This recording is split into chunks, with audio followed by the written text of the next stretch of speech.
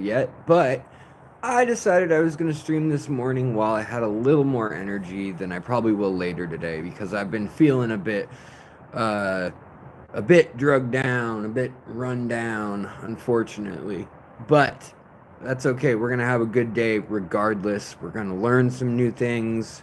We're going to forget some old things and just come on in, make yourselves at home on this chilly morning. It's about, oh, I don't know, 22 degrees here in North Seattle, up north to Alaska, up north the rush is on. So come on in, and actually, we'll go inside, I suppose. My cat is just acting insane, and so I've kind of been hiding from her. I'm being held hostage by this cat. Unfortunately, she's just been absolutely bonkers. Yeah, see, she's already here at my feet, meowing and mewing and brown, brown, brown cow. All night she was doing all sorts of things in the house that were just naughty. She's just a naughty kitty, bad kitty. Uh, what's she doing right now? Even like, yeah, look at this. So I've got my stool put out for my leg and everything here, but she's got her toys in here, and oh yeah, tear it up, get it, kitty, get it, get it, get it. Yeah, look, yeah. You show them. You show them. You fierce. You're a fierce warrior. What did you get into on your face? And apparently she has some sort of, I don't know, smuts, some sort of coal or charcoal. It looks like I've got some on my face too. Uh, who knows? She gets into everything, obviously, and as a young scrappy cat will.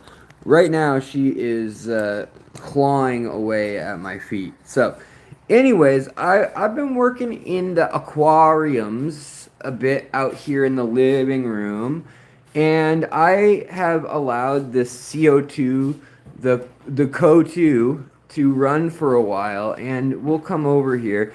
Our heater is broken on our house, which is just a bummer because it's like, yeah, 20 degrees outside. Like if you look, you can kind of tell it's cold out just by looking outside. There's frost on everything. But yeah, like our house is, I don't know, 55 degrees inside right now. So less than ideal, that's for sure. Uh,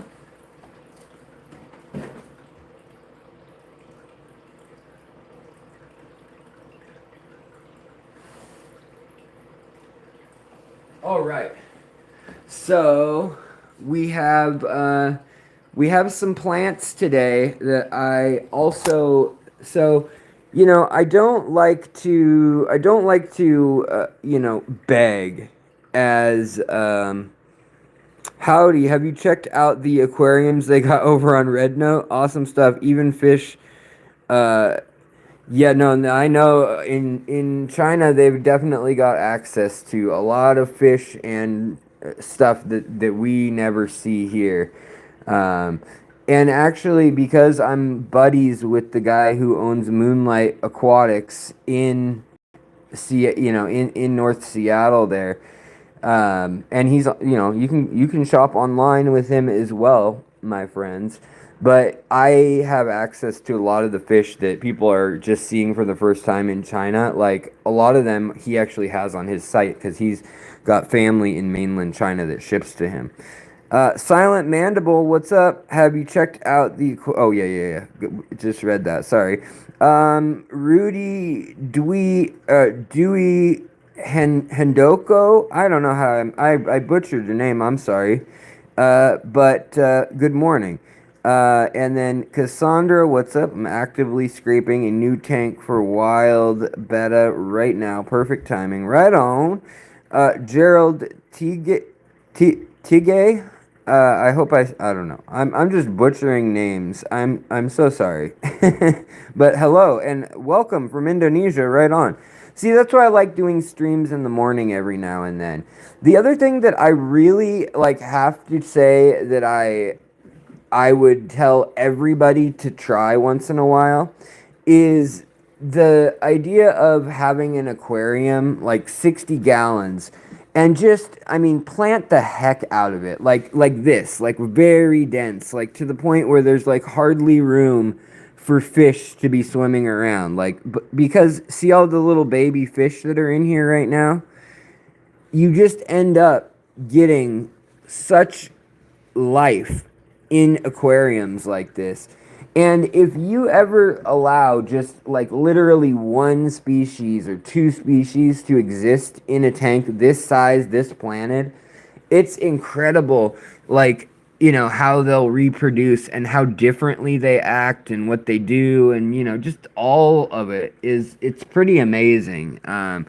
It's pretty interesting to watch all the little nuanced stuff that goes on. But yeah, Garage Gills, what's going on? Good to see you. Bambi, good to see you. Oh, right on. Silent Mandible, you plan on getting some dwarf ghost crabs? I want to get more of them. I really like them. Which is funny because they are technically in this aquarium, and I literally have not seen them forever. I don't think I'll ever see them again, unless is this one? No, that is an Amano shed. That's a great example, though, for, you know, a video of what a shed should look like. You know, a lot of people are always get scared and they're like, "Did my shrimp die or did it shed? I can't tell." And your shrimp should have a separation from the tail, and right at the head here. Look at this. This is like perfect textbook example. Um, you get the shoulder, the break at what we call the shoulder, and they slip out. They fold in half, and they do a little flip, but they slip out of even all their legs and everything. Their exoskeleton comes out of there, and then their tail. Oh my goodness, what did the cat just do? Okay, cat, great job, really. So, kitty, come on. Ugh. My mom bought. Ugh. Well, it looks like that is. I would say that's done. I would say that's done. Um, but yeah, my mom bought this mat that has these spikes, and she's like, "Oh, I saw it on TV. I promise it's gonna work. It's totally going to stop the cat from getting into anything." Well, you just saw how well it freaking works. It great. Thanks, kitty. And the cat, what are you eating? And what is on your face? Come on, you are just a terror today. She's also just, I mean, this is just all shredded, and she, every place, uh, yeah, cat don't care about your flower protection spikes. That's right, Nancy, she don't. Um, all these plants are like, they will give diarrhea to the cat if the cat eats them. And so far she knows not to like eat the leaves and stuff, but I mean, she's so crazy right now.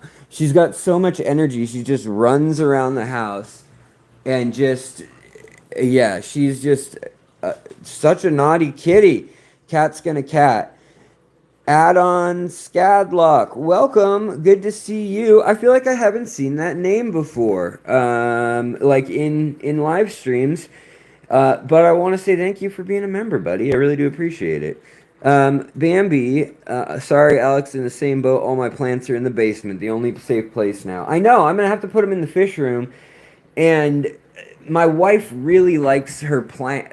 Really, cat. The cat just ran again up here. She's just going crazy. Today's live stream may be more entertaining just to watch the cat going psycho than to talk about fish. But hey, Viking Aquatics also. And Sideshow Cody V or Cody 5, what's up? So what I was going to say is I've literally been putting the CO2 on this aquarium So like the light will come on at like 6 a.m. and I'll put the CO2 over here from 6 a.m. to 8 a.m. or yeah, about 8 a.m. And then over here we just turned on the light and it's around 8 and these guys, look at the rainbow fish. The Kalitawas are all colored up. There's the female with some golden color, and the male's got the red in the tail. They're a small rainbow fish that I highly recommend to people in the hobby. Here's two more females that are just kind of unassuming. But yeah, they're a really nice and easy one too to take care of. And then also we've got all the little Malawa shrimp are still up and grazing. I mean, they're not all out and grazing.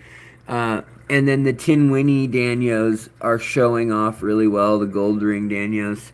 But the plants are just waking up. And I don't know if you guys have noticed that, but plants wake up. Just like flowers on land wake up, a lot of times they close up at night underwater and then they open up again. But I'm fighting some sort of algae just in this tank. I've never had it before, and the funny thing is that it came in on this tissue culture. At least that's I put the tissue culture in, rather I should say, um, of the plant, which is the pink flamingo or pink panther, whatever you want to call it. And now I don't have the cat. Cat, you're trying to jump on my back. I know what you're up to. Uh, anyways, but now I have this like weird staghorn. It's kind of like Blackbeard, but it's kind of like a staghorn. And there's also this other algae right here. But long story short, it means that I'm not taking any plants out of this tank and selling or giving them away because I need to get that under control, obviously. Also, the carpet is growing in a little bit better. It's going to need a trim probably today or tomorrow. But you're starting to see the dwarf baby tears finally kind of running around and spreading, and they're kind of like if you look closely, you can see that they're growing underneath the surface there.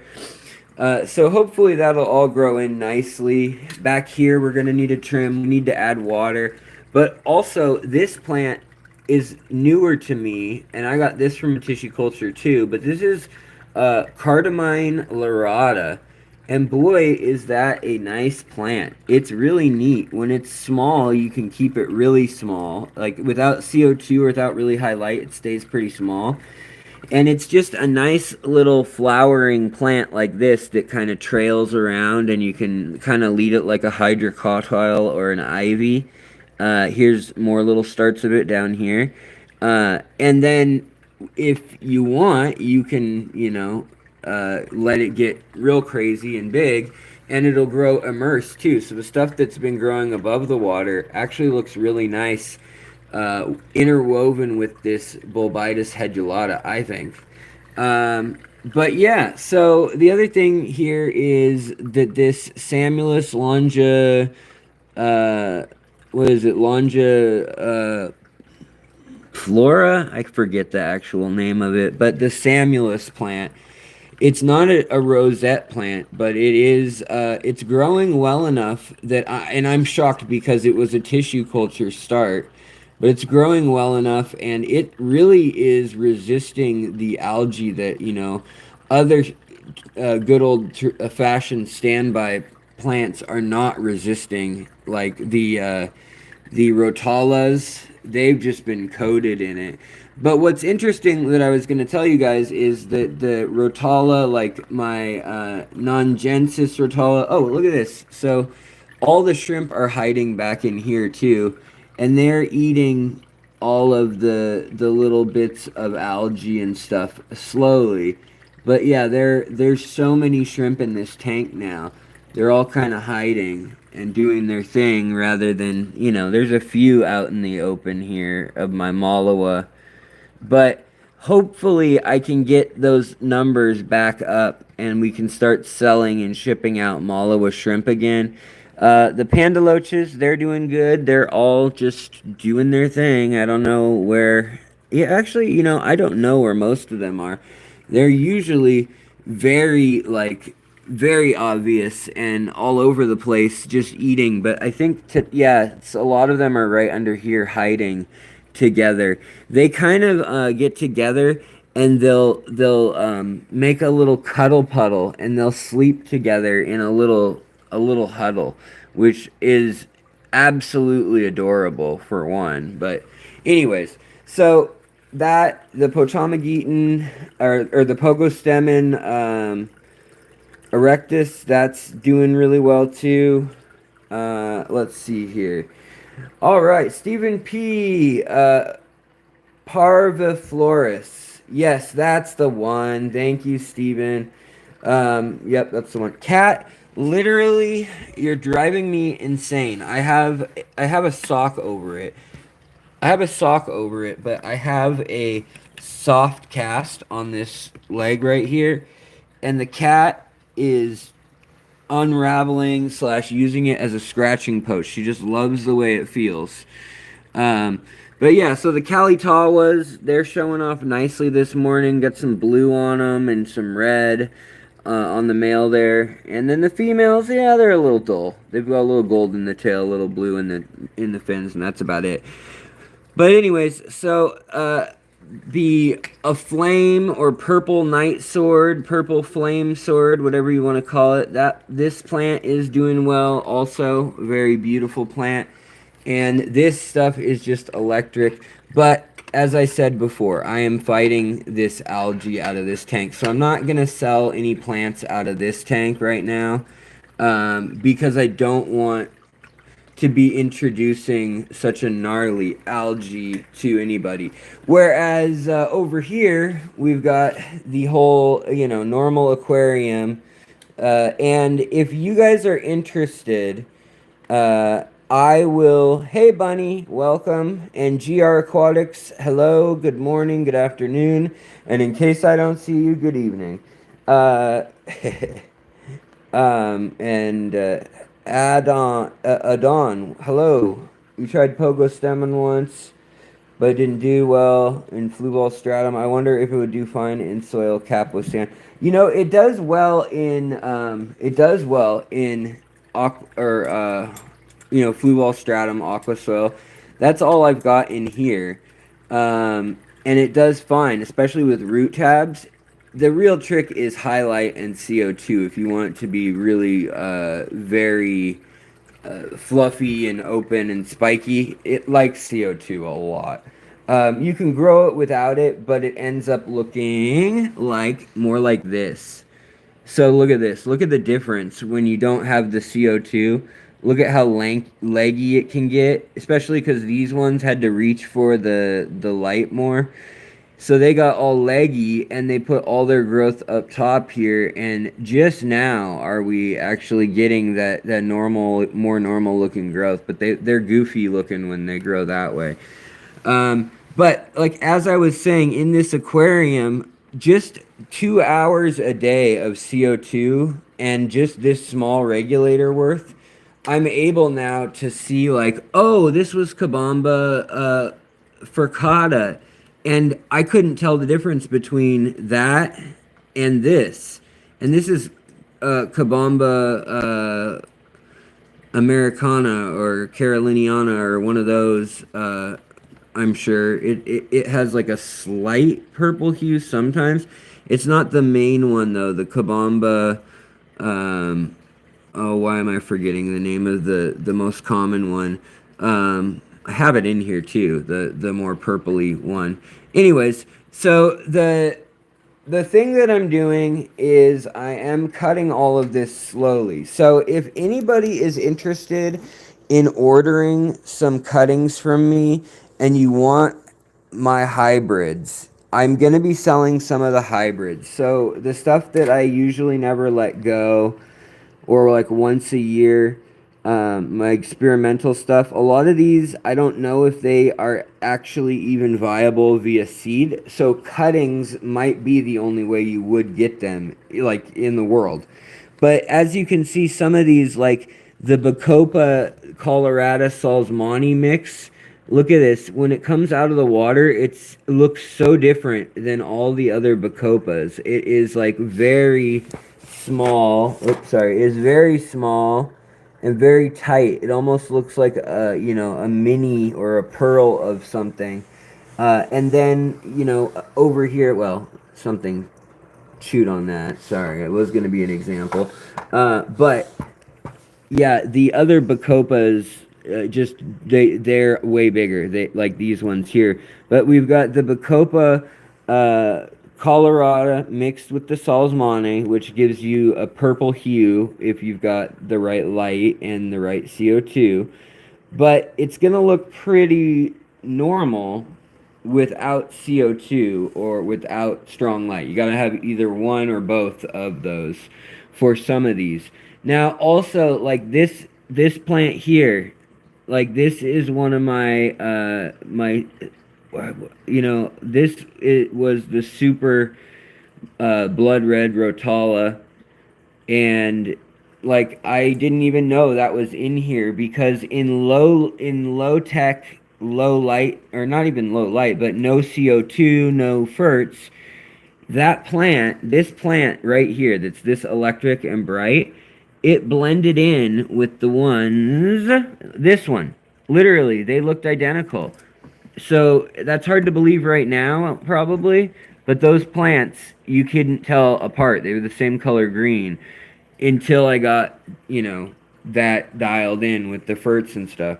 So the other thing I wanted to say is I'm going to be letting go the Red Star Ludwigia crossed with the Arcuata Ludwigia. And that's one that a lot of people have wanted from me. So here you got your normal Red Star Ludwigia. Like it's a super red morph, if I recall. And it's got yellow and red on it. And when it comes out, it's a nice burgundy deep color like Reuben it will do. But underwater, when it's crossed with Arcuata, it is like a fire truck red and or a fuchsia color with yellow stem and other colors. So I'm gonna be doing these. I think probably like maybe like $3 or $4 a stem, and like do an order. And if you order, it'll basically be you'll get like 10 different species, a sampler of different stem plants, floating plants. All of these, though, will survive just fine in low-tech tanks. It's if you want their traits to really come out, then you would probably want to put them in either under a highlight, like a Fluval 3.0. It would be the minimum probably to get the some of the colors and things. But like over here, we've got like a Rotala mini pearl that is like that's an old favorite of mine. There's also a mini butterfly in here, but I didn't even know I still had these. I just thought they were anemic rotalas until I ran the CO2, which goes back to the point that I was trying to make that some of these plants are not worth buying for color if that's what you're hoping to get out of the deal. This is about as colorful as you're going to get, for instance, with the Bacopas. And that's like a Bacopa Salzmani in normal aquarium. Now, if you put it right under the light, under a Fluval 3.0, it will turn a nice purple color, like that purple you see here or the purple you see over there. But also the Bacopa colorata, it it would maybe get this pink at the top. But what I'll do is I'll post in probably I'll actually do it on YouTube in the community tab under like posts. I'll make a post with a picture of samples of what all is going to be in there. The other one that is one of my favorites is this rainbow Potamogeton gayi. And most Potamogeton gayi is a nice light green color, and it's got a little stripe of light green or clear going down the center vein. Well, rainbow actually gets, it's random, but it'll get bronze on some. Like here's a lower leaf that's got a bronze line going through it, and it's got a leaf that's green with a bronze line. Then you look up higher and it's got like a bronze leaf with a green line too. And then you've got like all sorts of different shades of yellow and darker green, lighter green. So basically, rainbow is kind of a misnomer. But their point when they named it this is it can be anywhere from all the way to this nice pink color, like you see on the stem there, all the way to copper, bronze, brassy colors, and all the greens and light yellows and browns. Um, but that is one of my favorites that is in the hobby, but very, very hard to find that variety of it. And then obviously the Bacopa colorata cross that I made by flowering these plants. All the Bacopa salzmani crossed with colorata, they're very cool plants in that, you know, they look nice. They'll look like this, and they also have a shimmer that the each plant doesn't have on its own. Like it's an extra bonus basically. You get kind of a bucephalandra metallic shimmer on these plants. So I'll probably be selling these for like $5 a stem for, you know, a stem that's decent. Like, you know, a stem like this that you could probably cut into a few starts. But then again, I've also got the Ludwigia Red Star up here and the Super Red. So most of the adult plants are not even around anymore. But then I've got, we've also got the Hydrocotyl tripartita mixed with the Hydrocotyl Japan. I still have that. I also still have more Cardamine laurata that's like the stuff in the other tank. So I'll be putting up a list, but basically, if you want any of these plants, I don't ship them very often, like many times a year. But you know, I do like to get them out to those of you who I know will take care of them, or who have a real interest and love of plants. And so I'm careful about it, but um, you know, a few people will get a chance to get them each year. The other things, you know, I have some kind of odd, quirky stuff that I like to throw in, like you know, it doesn't necessarily have a name, but it's just stuff that I've gotten at auctions and you know, going to AGA, the Aquatic Gardeners Association and stuff. Like Crystal Castleman gave me one of her black varieties of Saswassertang. And she calls it black, but it's you know, it's not truly black. Whereas normal will get like this green if it's grown down in the dark. I'll show you some here in the other room, and it actually grows better in low light. Um, and Kitty Cat is still going nuts, and I don't. Oh, here, no, don't chew on this Q-tip. Come on. Kitty Cat is nuts, but and I'm supposed to be using those crutches. Also, holy smokes, we've got it's Johnny, of course, giving 5 memberships. Johnny, what have I told you about doing that? Thank you. I do appreciate it. It's very kind of you. But man, like, it's got to be someone other than you one of these days. I mean, other people do it as well, but you're so giving. Just, I mean, thank you. That's the bottom line, I guess. Thank you, and welcome new members. Thanks, Johnny. I appreciate it. Yeah, hit that like button if you would. We've only got 28 likes. Yikes. Mamma mia, pizza pie. Ba, ba, ba, ba, ba. Let's see how. Okay, so I had a tank that had gone to green water in this room. This room is so neglected right now that I'm kind of ashamed to even show it. But yeah, so here we've got the you know, we've got the Danios in here. And this was a total green water kind of mess of a tank. And green water is not a bad thing. It's just I didn't really intend to have a green water tank. And this tank is just one that's kind of crazy, and has been it's one of my oldest tanks. Also, we got the cichlids hiding out down here. Cichlids checkerboards all colored up down in there. Then we've got these little rapscallions, the Liberty Mollies. You can see there's been some babies being made. Up here we had a big cyanobacteria outbreak in the we've got barbs in here, and then we also had the main thing in here is my hovering loaches. That's the main like thing that I am trying to encourage in here, I guess would be the word. Uh, but look at the cyanobacteria right now. So, like, yet again, I would never give plants from a tank with an active problem like this. But what's been going on is the heater doesn't work at our house right now. And so, uh, the temperature in the room is very, very cool. It's like 72 in the fish room right now, when normally the fish room's like 85 Fahrenheit. Um, so again, I do have plans to take this tank, move it over to here where that other tank was, and we're going to completely aquascape this tank. This tank's gonna get out of here. We moved the other tank that was right over there where we just were.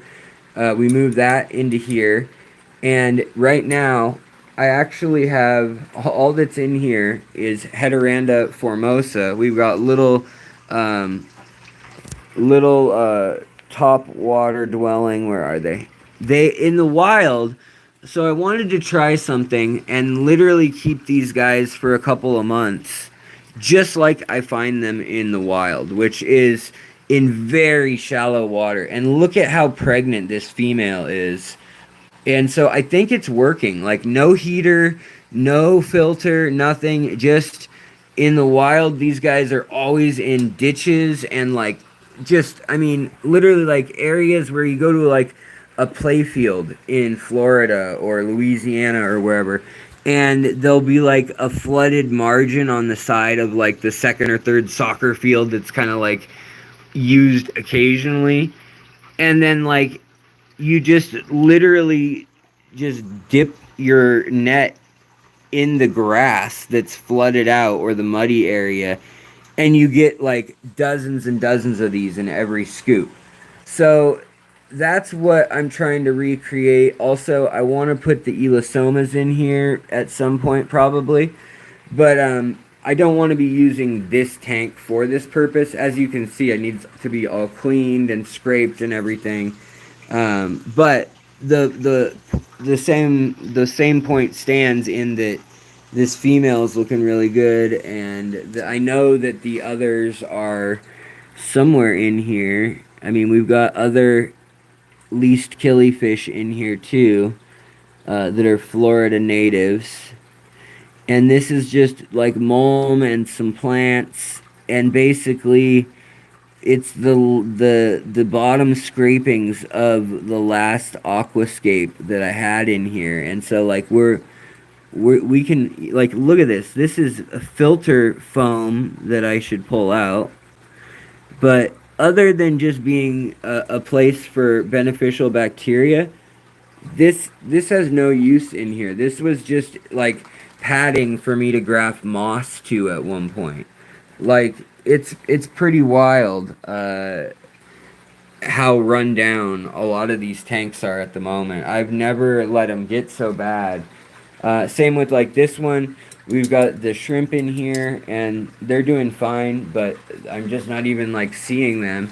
And then we've got obviously the scud colonies, the paramecium colonies, and ostracods. And then we've got the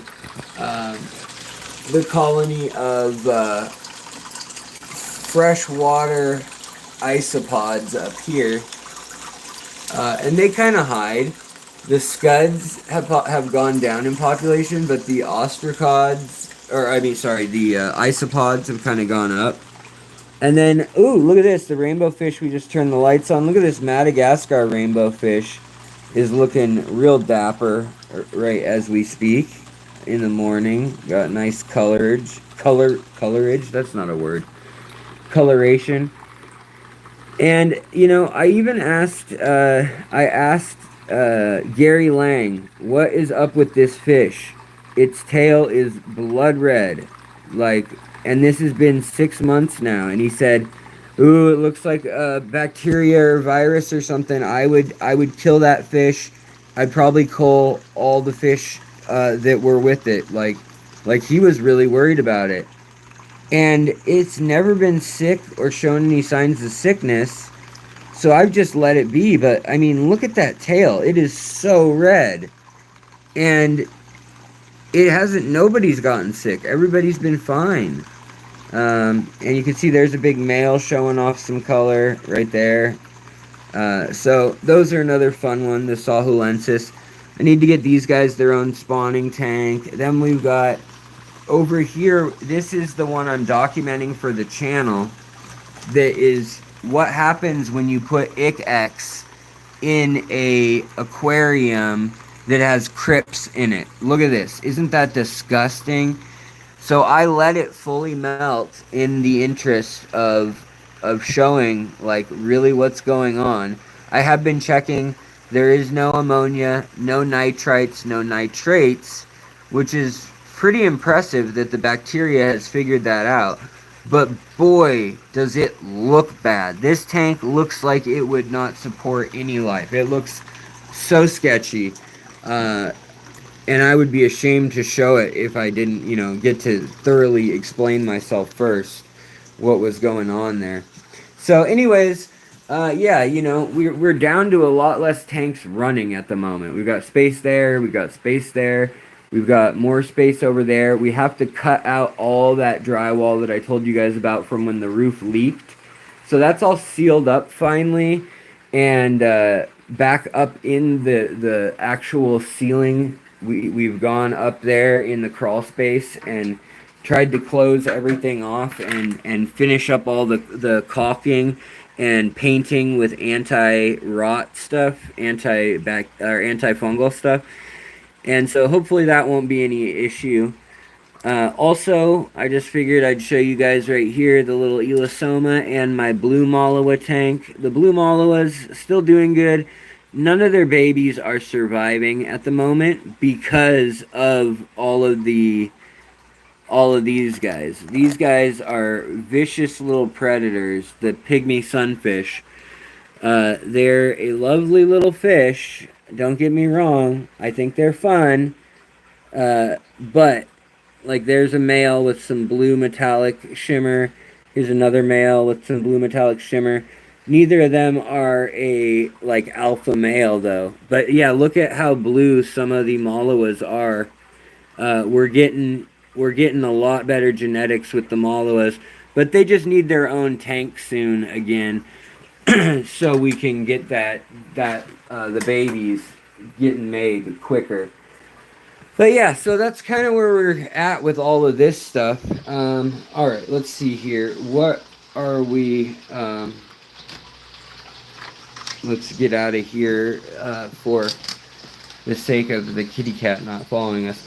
Also, I've got all these tanks on the floor here and like extra pumps and filters. Like we have, it's overwhelming for me because I am not even supposed to be walking on, is that? Oh, it's just hair. It just looks so bad. I'm not even supposed to be walking without the crutches and stuff. So, it's a struggle around here, but I'm sure a lot of you and Arul Doppel, hello, and Erna Pitri, hello. Do I garden? I do, and that will be kicking in a couple months, but not right away. But anyways, so those plants that I showed you guys, I'll be listing those in the community tab, and then also I know there's a couple people, like I think it was Jeff Kane and a couple others that wanted dibs on plants. So there's 2 people for sure that I'm holding, like I'll hold at least one cutting of every plant that I have available for those folks, and then it'll probably be about 10 people worth will get portions where they get maybe 30 stems or 20 stems, maybe for like 40 or 50 bucks plus shipping.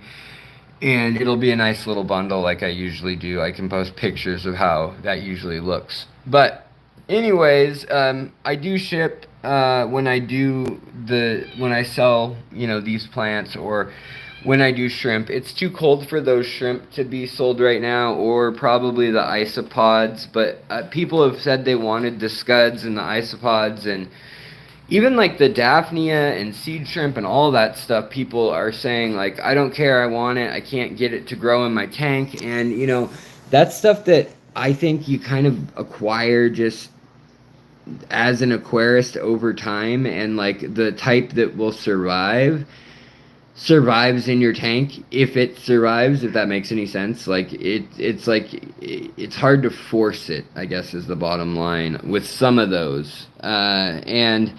But I will be experimenting in trying to ship some. And ever had African cichlids? Oh, definitely, yeah.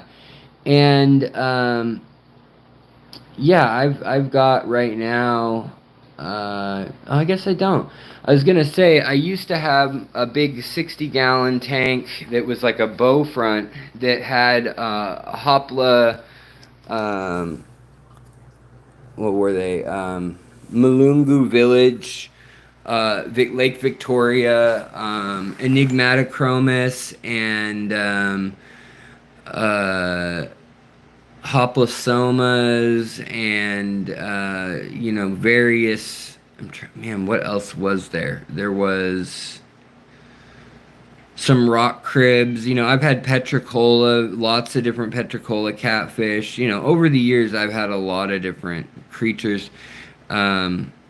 Pretty much anything that's under 3 or 4 inches, if it's if you've seen it in the hobby at a mainstream store, I've probably kept it, I guess. I look cold. Yeah, it is very cold. Our heater is unfortunately broken right now, and we can only get the heat in the house to about 55 degrees Fahrenheit, which isn't like freezing. I mean, like, luckily it's not completely busted. Kitty cat, you don't want outside. Trust me, it is so cold out here. So outside, though, it's a different case. Today, we're flirting with about 20 degrees. Like, you can see, it's really icy out here. I've got look at my handy dandy scooter for my leg. So it's for my knee, so that I can wheel myself around and go wee. Yeah.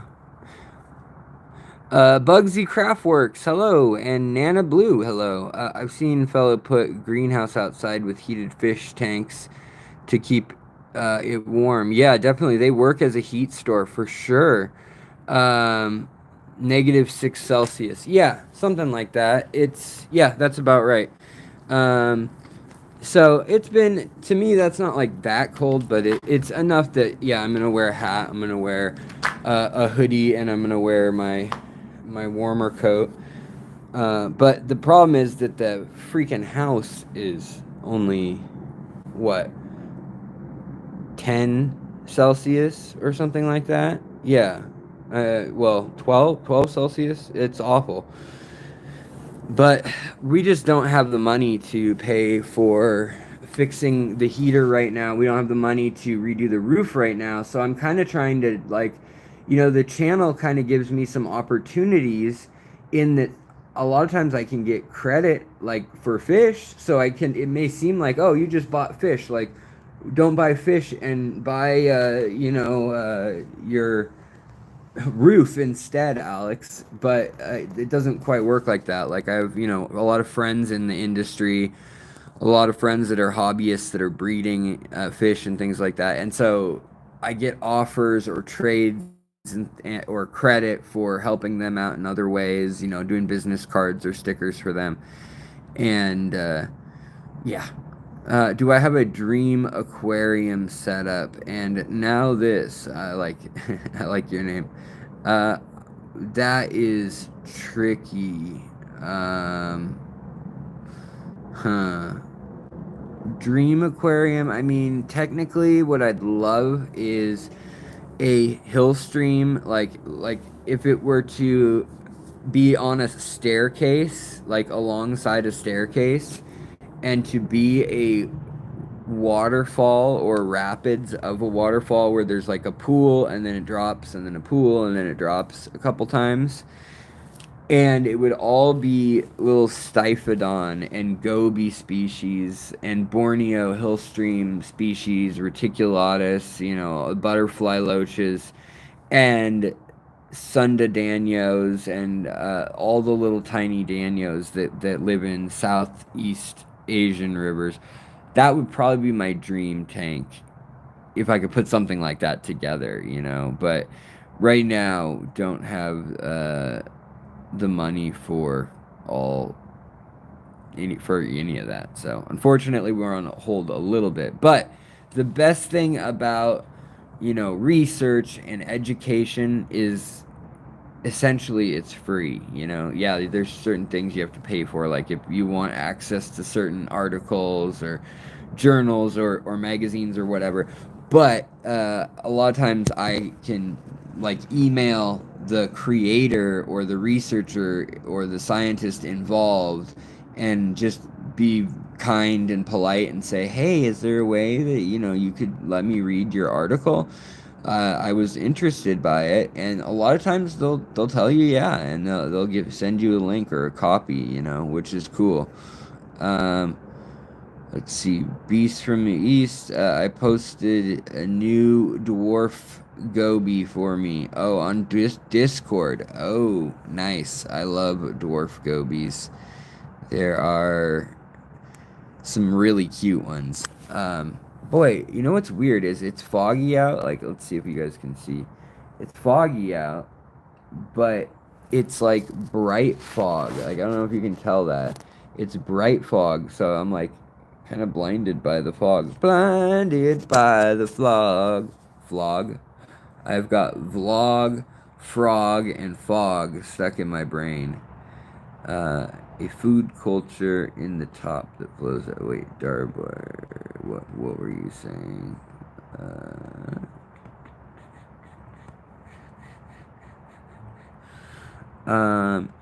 Also, Ara Doppel, hello, and Christine or Christian B, hello. Yeah, I know, I do look cold.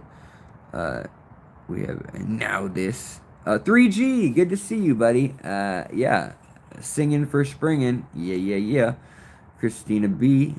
Good to see you. Connor's Fish Farm. Alex, do you know how common it is to get Aponogeton longiplumilosis to flower? Mine is about to flower for the fourth time since July. I'm looking at dozens. Yeah, very common.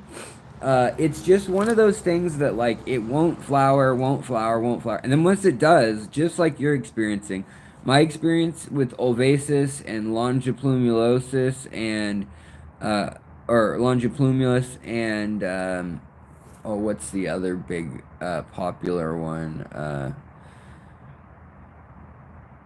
Anyways, I can't think of it off the top of my head, but the Aponogetons, yeah. Same with Anubias. A lot of times they don't want to flower, but if you put them on, 16 hours of light, and they had been on like 8 hours of light or whatnot, and it's a redder light, you can usually flower them pretty easily. But you can also fake them out just by, the right nutrients and time and stuff like that. So different people have different uh, techniques, but I saw your picture and that's pretty cool. I would just let those grow, let them turn to seed when the little pods open and the fuzzy pollen is all around. That would be a time where you could actually take a cutting of that plant and pollinate it with itself. It can be a self pollinator, if I recall, with that one, and you'll actually get like you may get a mutation. You might just get more seeds, but you may actually get like a mutation, and that's like where we get some of the odd purple color or the variegation or white stuff like pinto. That's all a virus usually, but some of the twisted varieties or some of the miniature varieties and stuff is from doing diabolical plans like that where you play Dr. Frankenstein with your flower pollen and you run around with a little paintbrush pollinating the same plant to itself. The other thing that's really cool is sometimes they'll put up two like the stem will pop up and it'll look like there's going to be one flowering, and there'll be two or even three flower nodes that appear. It's very odd and very cool. Um, yeah.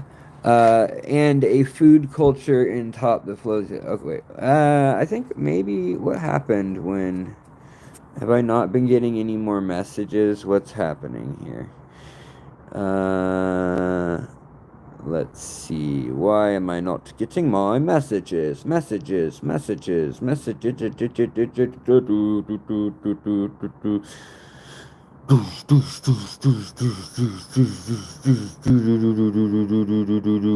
Okay, why will it not? It's not even letting me. Hold on, guys. That's not what I wanted to do. I don't know why it's not letting me. Come on. It's not letting me get my chat filter. Nothing's happened. Okay, there we kind of go. Do I know where my ancestry is from? Yes, I do. I am mostly Scottish, going back pretty far to Pictish northern Scotland, and like actually the haplogroup that was in Doggerland, so also Celt. I'm like, I don't know, half Irish slash it could be a mix of a little bit of English, but then I am the rest of me is Jewish from Germany, and Ashkenazi Jew. So a third of me is Jewish, and then a 20% of me or whatever it is German and Dutch, and then half of me is Scottish and or Celtic slash that mix of northern Pict, which is the indigenous population of the United. Uh, why can't I think of that word? United the United Kingdom. Uh, in northern Scotland, the Pictish people were there before the Celts or the probably the Druids or anybody. They're probably all the way back to the Neolithic people. And then the Indo-Aryan people came through 8 to 6,000 years ago, and then I obviously have some of that blood as well as the Semitic blood. So I'm a little bit of a mix, but basically, yeah, I'm Dutch, German, mostly Scottish, and Jewish. So, yeah. Beast from the East, yeah, it is not uncommon that YouTube freezes. Yeah, no, I know. All the time. Um, but I sound American. Yes, of course. Yeah, I was born in the States, born in Seattle. And so yeah, but I have done like the DNA testing. My family, most of them, other than my dad's father, who came over from Scotland when he was a baby in 1914, is the year he came over. And I've told this story before, but his family was trying to get on the Titanic in Ireland. He was Scottish, but his family was living in Ireland trying to do work. Like they were basically poor farmers that were given a plot of land, probably Irish land, honestly, Irish people's land, and then they were just not doing well. You know, everyone was poor, and the three oldest brothers and the dad left, and they couldn't get on the Titanic. They couldn't get on, you know, a number of the boats that they tried first. And they actually had to come over on a really slow, like, supply barge that ended up going to, I think it landed somewhere on the East Coast, but then it went up the St. Lawrence and all the way up into Canada. They ended up in Toronto for 1 year, and then my great grandmother came from Ireland to meet my grandfather, my great grandfather, and my grandfather, and then they moved to Seattle in 1914. Um, but luckily, they were so poor they couldn't make it onto the Titanic. Yeah, and um, what do you call it? The rest of my family, the English, uh, and so my dad's family. Then that's on my dad's side, that's Scottish. So then my mom's family is half German Jew and like German, maybe a little bit of Polish, but it looks like it's mostly the Dutch, Belgium, German, French, like that kind of area of Western Germany, like far Western Germany slash um, north northern France and yeah, that area and where like the Ardennes Forest, if you know your history from World War II. That's where our ancestors were. But they moved to America. They moved to Mississippi of all places in 1840 from Europe because their villages, there were all these little villages that they lived in the Ardennes Forest, and the villages had like 200 or 300 people in each village, and every few years in the 1840s they would have what they call pogroms, and they would burn down the villages, and they would do terrible things to the women. You get the picture. And they would kill and beat and tar and feather like the men and stuff for a period all throughout Europe in the late 1700s and early 1800s. And so my family left there, and they basically left with wristwatches and like jewelry as their only form of money. But luckily, it was very, very expensive stuff. They in New Orleans got there, and you know, so I have a whole family history that's pretty rich that I was able to save, which is really cool.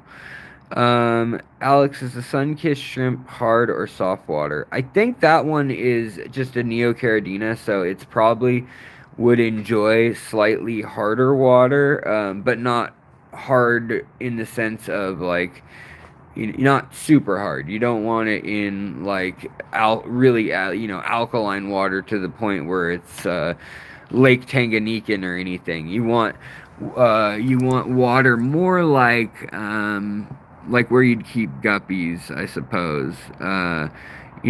Like a maybe 8.0 at the top of the pH. Anywhere between 7.2 and 8.0 is probably ideal for the sun-kissed shrimp or the those new ones. I really want to get some of those. I haven't gotten any. Let's see. Can you tell the difference between hard water and water with a high pH? Yeah. So you can have hard water that is acidic. That happens in Lake Posto and Sulawesi because there is limestone bedrock, and so while that's going on, there's also a jungle with leaves and acid forming because anything that rots that was living, so all the leaves that fall into the lake from the jungle all the topsoil and all the peat and like vines and vegetation that's growing up on the trees that falls down over time into the lake, that all turns acidic into carbonic acid, tannic acid, humic acid, sulfuric acid. All these different acids form during the deterioration of organic material. And so you can have a TDS, a total dissolved solids of like 2 to even like maybe 4 or 500. And if it's not full of carbonates and bicarbonates, you may not actually have like that hard. You may have a higher TDS, you may have hard water, but it might be fairly acidic still. It may not have enough chemist. The chemistry might not make it that yet.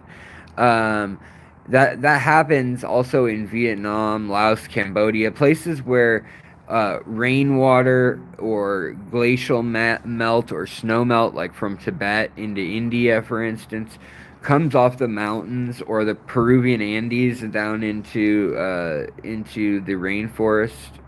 You'll see that the glaciers, the mountain ice, the snowpack, all that stuff, that's melting and it has like a TDS of 0 and it's neutral water. And then it comes down and it mixes, as it's flowing, it mixes over like limestone, bedrock, and things like that, and various calcium carbonate or citron, different minerals, and then it picks up that certain amount of hardness and it starts going into the acidic or into the alkaline range. So you start going towards like maybe an 8.0 or a 7.8. But then as it gets down into the jungles, that water all of a sudden gets all this acidic content and the black water and stuff mixed in. And then as it goes further down, it kind of equalizes out more as it all incorporates together, and you get more of like a completely neutral or maybe like a 7.2 or 7.4 rather than a high sixes. So yeah. Um, oh, I'm sorry. Your internet just crashed for 10 minutes. Yeah, it might be me. It might be me. Uh, we have it in the Netherlands as well, in the bogs, where the groundwater. Oh yeah, groundwater has calcium. Yeah, with the peat moss or the bogs, you can have like 3.0 pH, super acidic, and you can still have quite a bit of crushed coral or carbonates or limestone or whatever you want to think of using and putting in the water, but it takes time and surface area is needed to react with that KH, with that carbonate hardness, before it can neutralize it or bond with it and take it up. And in that time, in that process, there's a window where it can be a little more volatile. Um, all right, let's see here. Oh, super cool. Netherlands still have, as well as bogs where there's groundwater with calcium. Boy, just the thought that what's in those bogs, that's pretty cool. I don't know if my message about shrimp and chili reservoir is sent earlier. I'm not sure. Let me take a look. This Nano Aquarium guy, what's up, buddy? Good to see you. Hello, all. Good to see you. Yeah, always a positive pleasure. A positive pleasure, a personal. I'm trying to think of more P words. A positive pleasure, a personal pursuit of uh, p- p- p- p- proper proportions. Let's go with that. A positive pleasure, a positive poop. Poop, poop, poop, poop. Oh, yeah, I just said poop. Okay, whatever. Uh, what did you say? Add on. Let's see here. Sorry, I'm looking. House of Pisces, Derek Wheeler, Robert Bennett. What's up? Um, But yeah, if you guys if you've had fun this morning just chatting, looking around, looking at some plants and stuff, if you could hit that like button, I'd be super duper happy. It'd make me so happy. It made me so happy. Yeah, I don't know. I lost your comment, I guess there, buddy. I'm sorry. So we're gonna check on what the cat's doing. Hey, you are not going outside, kitty cat. I want to go outside and freeze. I want to go freeze, Daddy. I want to freeze. uh, so the kitty's a troublemaker, guys. I don't know what else to say. She's just a troublemaker today. Uh, Hydrocooled Carrot, what's up?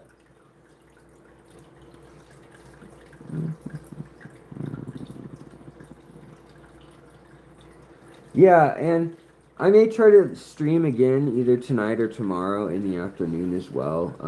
Just because, it's the end of the month. Might as well get it in, right? Um, but I don't know. So I did want to ask though, my cat, because of her hairstyling and her very interesting and unique facial hair. Honey, stop squirming.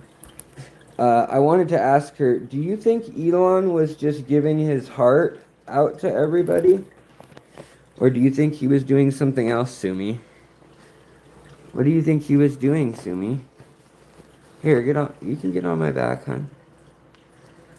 Uh, we don't need to see cat butt. Keep your tail down, hon. Yeah. But yeah, you guys can see she's got the part in her hair, very nice. And she's also got the nose. She's got the mustache. So, what do you think? What was Elon doing? Was he giving his heart out, honey? You don't have an opinion. Okay, alright. You ever think it's possible for a neocaridina to mix with a caridina? No, I don't think so. The tiger and lions definitely do cross. A lot of fish and dogs, and there's a lot of other groups of critters that cross. Shrimp have evolved pretty far apart, um, evolutionarily in a lot of cases. Like they split, even though they look so similar. All shrimp. A lot of time, really, cat, that is not where you should just take a nap on my extended arm. Um, a lot of them split up like 200 million years ago, and they just have a body plan that worked out, and they were like, okay, we're sticking with it. Um, Perhaps you can take the man out of Africa, but not the South Africa out of the man. Yeah, I know. I was wondering about that. Alex, I've never seen a circus cat like yours. Well, he gave his heart to his ego. Yeah. This kitty is not a snitch. No, this kitty, she's a ride or die. She's a good kitty. Um, and I always try to keep my cats. I try to train them all to be shoulder cats so that I can like go on a walk with them. All the cats I had a Bengal that I really loved, really beautiful cat. It only lived to about 13, just had kidney cancer, but that's something that they really enjoy is when they're able to just hop up on your shoulder and then just come explore with you. It's pretty cute and fun to be able to do that. Oh, look, now she's gonna go ruin these flowers. Okay, you're just gonna completely ruin all floral additions to the house, aren't you, my baby? No. So, you guys, I think perhaps later I may stream again. I may not. I don't know. But I appreciate y'all coming by. I just wanted to say hi this morning. I was ronery, and I know I didn't stream last night. I was resting, and right now I need to get off my foot again already. I'm trying not to walk on it. I'm trying to just walk on the tiptoes, because if I walk on the ball of my foot, it's bad news for the wound heal. But we'll figure it out. We'll get better soon. And Sumi and I, we're gonna hang out here. We're gonna have a good day, and we're gonna give our heart to all of you, aren't we, Sumi? Give your heart. Give your heart. Give your heart. All right, you guys have a wonderful day. I hope that you take care of your critters, and they help take care of you. Uh, Kitty. Really, cat? Sorry, guys. It's hard to give you guys a heartfelt goodbye or moment when there's a cat just treating me like a jungle gym. Uh, yes. Cece, good to see you. And also, thanks for joining, everybody. Sigmao. The cat just jumped. Did that not hurt you? Was that not a problem? That was just totally chill with you? Whatever. She'll jump back up on my shoulder. Like if I lean over at all. Like if I'm resting my, like I need to rest my leg because it hurts, and I do this, she'll just jump right back up onto my back, and then she doesn't know what she wants. She'll just wander around on there for a while and then wander off. But yeah, so I'll mention it again or make a post probably about the plants that I'll be letting go slash selling soon, probably for members. Just it's a little fun way to hopefully get some of the stuff that I've tinkered with and made over the years out to more hobbyists, but also another way for me to, I guess, supplement and fundraise a bit when I'm doing my best to make content as much as I can, but really like 3 videos a week and 2 live streams is kind of like what I'm able to do at my absolute max lately. And I enjoy it though because I feel like so lucky to be able to be doing that as the work, and it's thanks to you guys. Thanks to people who are members. It doesn't matter if it's $1 or if it's $1 million. Man, that'd be nice to have $1 million member. But yeah, it does, regardless, even if you just watch frequently and you share links to people that are helpful, you mention the channel to your friends, all of that is so incredibly important in this day and age, especially with the randomness of what's trending, why, and how these days. I have no idea how the algorithm works, but I'm gonna start my Dr. Pepper this morning. I've already been up like 8 hours, so and yeah, I'm good. I gotta put my foot up and rest it and figure out what I'm gonna do with that messy gosh darn fish room. All right, again, as I tried to say earlier, take care of your critters, take care of your people, and of course, take care of yourself, or none of the other stuff is going to happen or matter, anyways. So, stick around, enjoy life, enjoy the wonder, the exploration that happens every day when we keep our minds open to learning and we actively listen, learn, and love. And I'll see you guys next time when I see you. Take care, guys, and have a wonderful day.